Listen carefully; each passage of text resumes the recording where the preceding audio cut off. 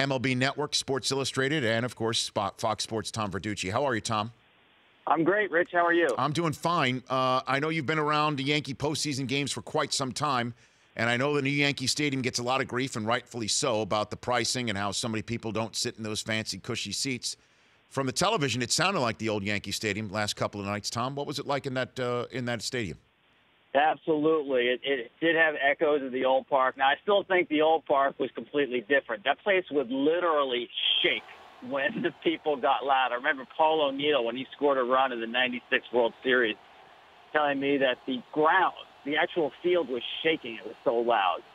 So I'm not going to go there, but last night, man, there was a lot of energy in the ballpark. And I can tell you that, this team, this Yankee team, fairly young, of course, not a lot of postseason experience for a lot of them. They played 3 winner-go-home games, and they've all been at home, and they've won them all.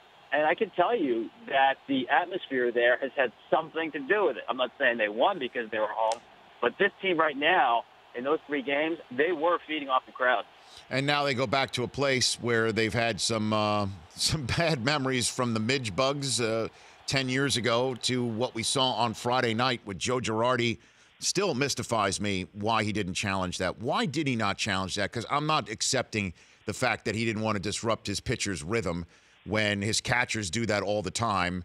And the best way to keep a pitcher in rhythm is to put him on the dugout bench when you're out of the inning. So why do you think he did not challenge that, Tom? That's a great question. The only thing I can think of, if you look at the pattern of the Yankees' challenges over the course of the season, they had the highest percentage of overturns. 75%.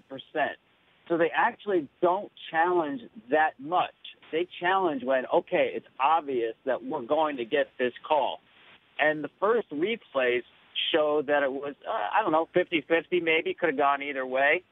Now, of course, you're playing a playoff game, and as you said, the difference between being off the field or having the bases loaded, the risk-reward tells you you must challenge, even if you have an inkling, a long shot of winning the challenge. And that's the only thing I can think of. I mean, give Girardi credit after he slept on it. He got rid of the excuses and said, hey, my bad, I made a mistake.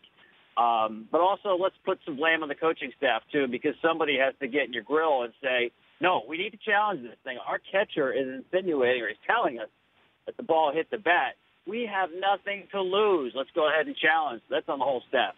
Yeah, because there is nothing. It's not like football where you lose a challenge and then that is significant, or a timeout even. There really is no penalty for losing a challenge in baseball, is there? Yeah, and that's why I didn't buy the excuse that, hey, I'm a former catcher. I didn't want to disrupt my pitcher's rhythm. I mean, first of all, who goes out to the mound more than Gary Sanchez? You talk about disrupting pitcher's rhythm. Second of all, Chad Green wasn't in a great rhythm at the time. He probably could have used a little bit of, hey, slow it down here. I think that was just grasping for an excuse, actually. And then the next day, like I said, he said, all right, there's no excuses for that. I messed up. And then we move on. Tom Verducci, MLB Network, joining me here on the Rich Eisen Show. So preview it for me. How do you think Game 5 plays out in Cleveland, Tom? Obviously, you don't have a crystal ball, and it's been so crazy so far, so it's difficult to predict. But what do you think? Well, Rich, Terry Francona put all of his chips on Corey Kluber in Game 5. I think he disrupted his rotation the first 4 games just to have Kluber in Game 5 because Kluber told him at the end of the season, hey, I'd like an extra day going into the postseason, but my second start, I want to stay on that 5th day. His ERA is about 1.67 when he stays on the 5th day. He's a creature of habit like most starting pitchers.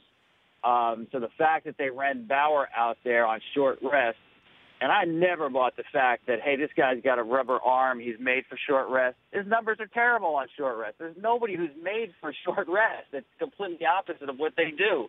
It was all about protecting Corey Kluber and having him fresh and comfortable in Game 5. That's what he's got. He has to win the game. Simple as that. This game is on Corey Kluber.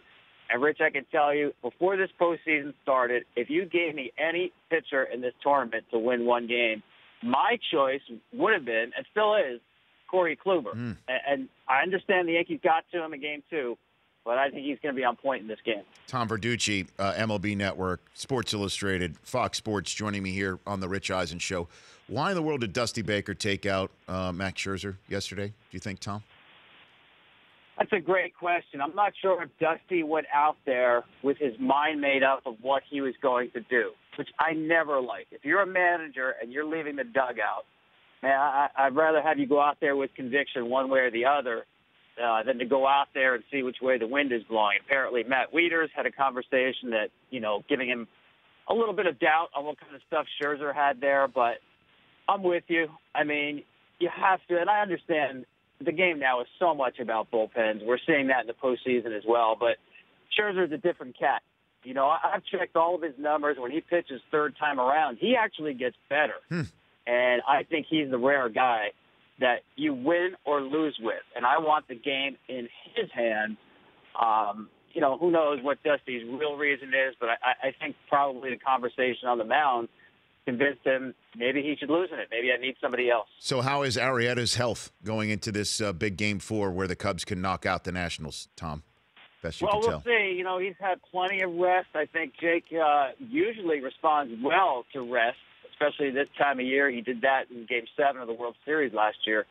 Until you get out there and really game situation it with that hamstring, who knows? But I think from what I'm hearing, all signs are go for him. It doesn't sound like that's going to be an excuse or to hold him back.